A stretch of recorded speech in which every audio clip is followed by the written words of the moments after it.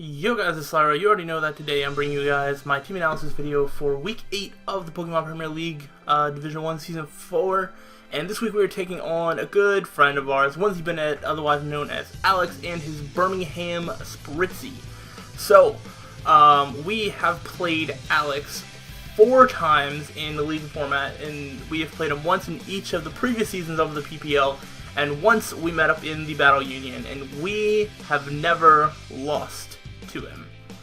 That's not to say that battles against him have been easy, because they have not been, but we haven't lost, so that's looking possibly pretty good for us. Right now we have 4 wins and 3 losses. I believe we have won our previous 2 games in a row, so I'm not in the worst position.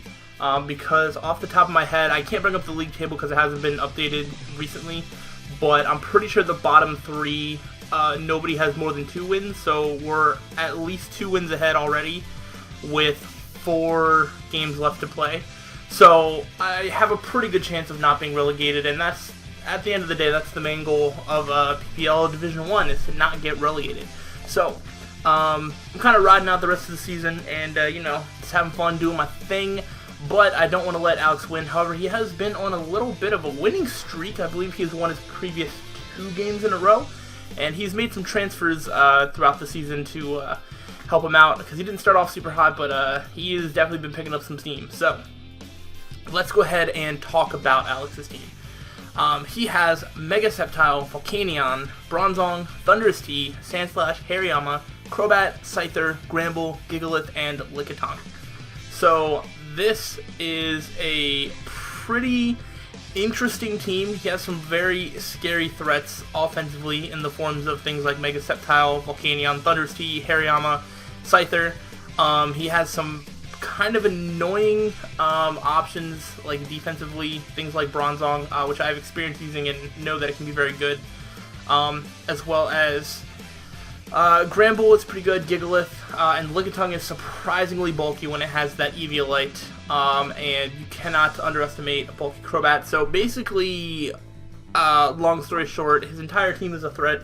So I definitely put in the work and built the best team that I could possibly think for him.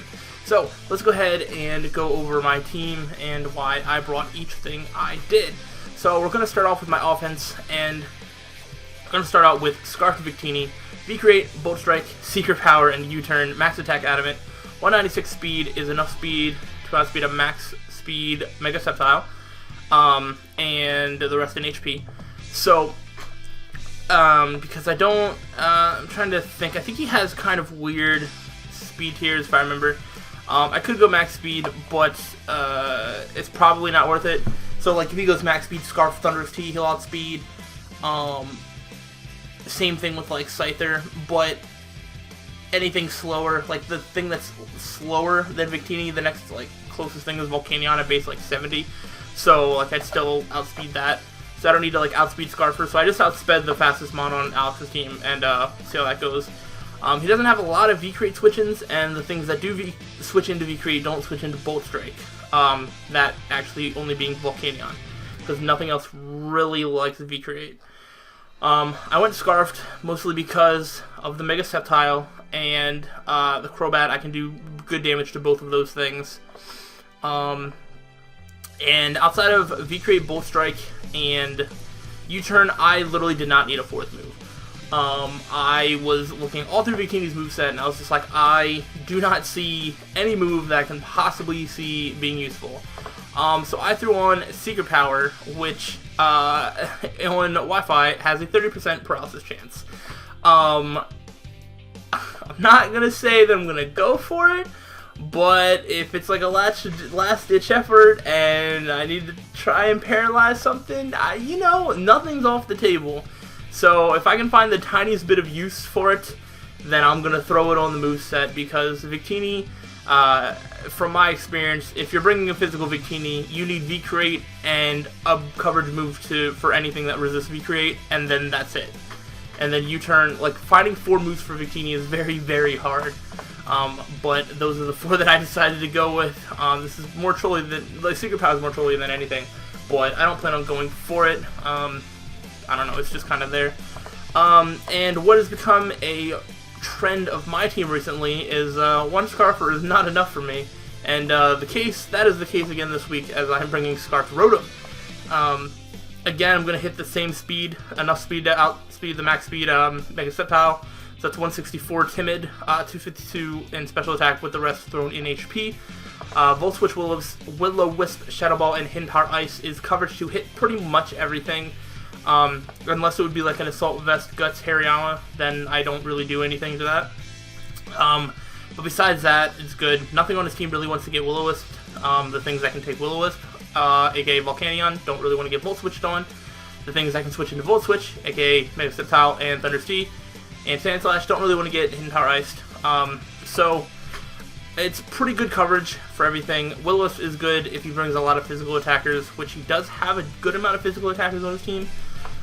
So, you know, we'll have to let's see. But it's pretty straightforward. It's a pretty straightforward Rotom moveset. And there's really not much to be said about it. So let's go ahead and talk about it. That's like the main offense, because his spookiest offense for me is the stuff that's very fast. And yeah, so I don't know. I feel like outspeeding is going to be key, and but I did try to get it in some switch-ins and some other options. So let's start talking about these other options. We have Togekiss. With leftovers, it's going to be Serengrace, Air Slash, Flamethrower, Wish Protect.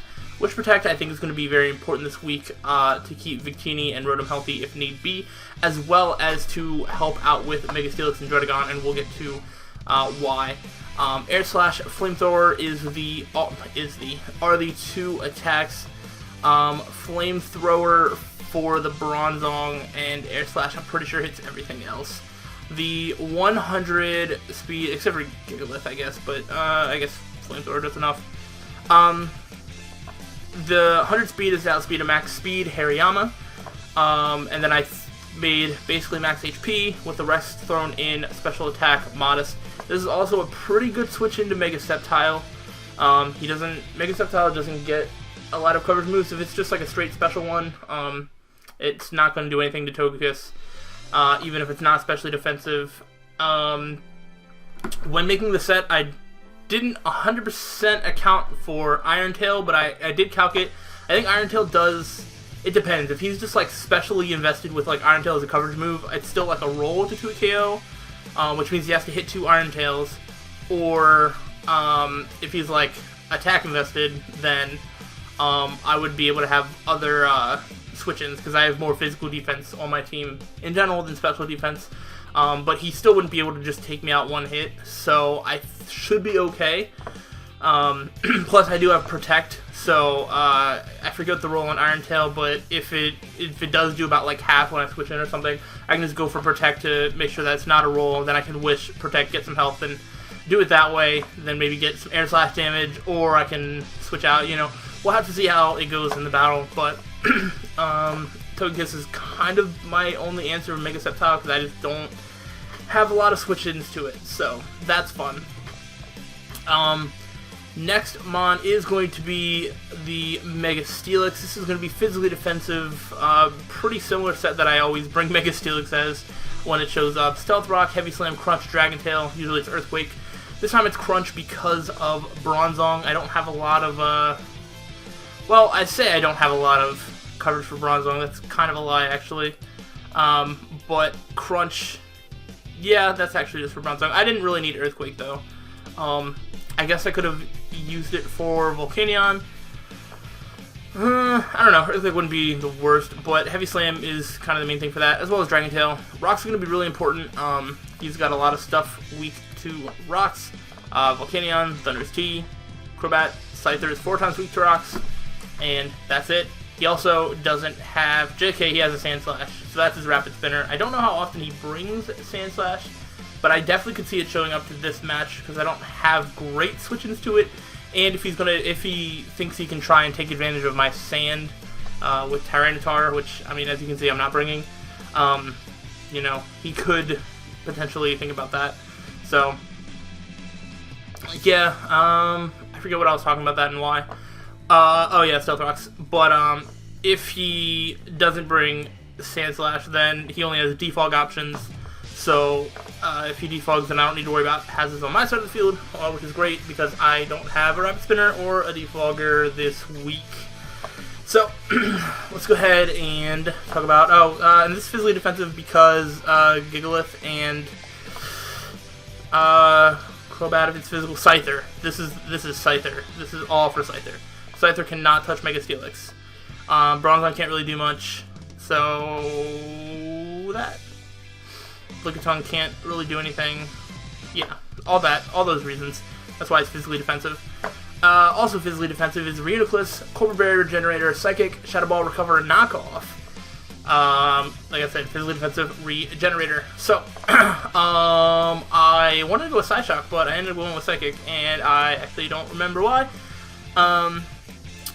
But it's Psychic. So, whatever. Shadow Ball for the Bronzong. Knockoff is also, Knockoff isn't really there to do damage, but he does have two very good Eviolite users in Scyther and Lickitung. Lickitung is something that not a lot of people prep for, myself included. I didn't really put too much like Lickitung calcs with I didn't bring anything specifically to be able to take out Lickitung or anything like that. So if Lickitung does switch in on this, which it very well could, I could go for a knockoff, and then I can do more damage to it. Also, without its Eviolite, Victini's just going to run through it, and things like that. So that's why knockoff is there. And I didn't necessarily need a fourth move. Focus Blast could have been okay. If I was more specially attack invested, then that would just be able to KO Lickitung as is, as well as it could be super effective on actually just Gigalith.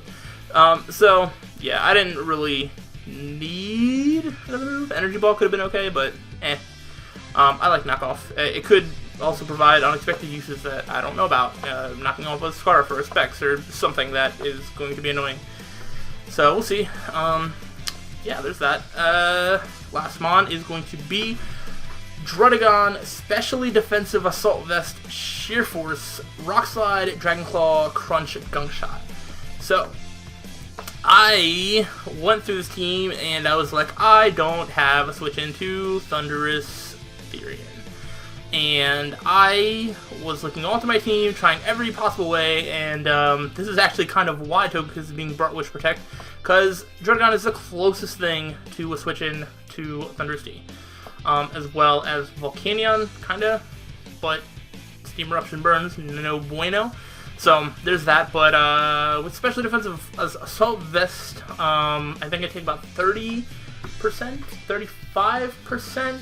I want to say like 35 to 40 something percent from like a Specs, like anything from Thundurus T. So that's the best I've got. And Rock Slide does a lot. He's got a pretty decent rock weakness. Volcanion, Thundurus T, Crobat, Scyther. So, you know, it's pretty decent rock weakness. So there's that. Dragon Claw is good stab. Crunch and Gunk Shot. Gunk Shot for the Grand Bull, because I didn't really bring a lot for that. And it does a lot, even with the Intimidate. And it's Sheer Force boosted, as well as Crunch is, again, Bronzong. That's mostly it, but there's not terribly too many other Dark Resists, so, you know, I can still afford to go for it. And, yeah, so I got the offense in the main forms of my Scarfers. I got 2 physically defensive and especially defensive Assault Vest users with Wish Protect to kind of help these two out, because they don't have, you know, this is Assault Vest, not leftovers, and this is the Mega, so it can't recover. So, and, I mean, Reuniclus doesn't have leftovers either, but it does have Regenerator and Recover, so, yeah, so that's kind of the plan, is to Wish Protect and just kind of scare him out with these 2 things and tear holes through his team, and, it's basically that. So, that is going to be that, battle video will be up tomorrow, and, yeah, so, let me know your thoughts about this team. If I've missed anything, you know, feel free to ask me in the comments. I got you. But I will see you tomorrow for the battle video. Thank you guys for watching, and until the next time, guys, stay slow.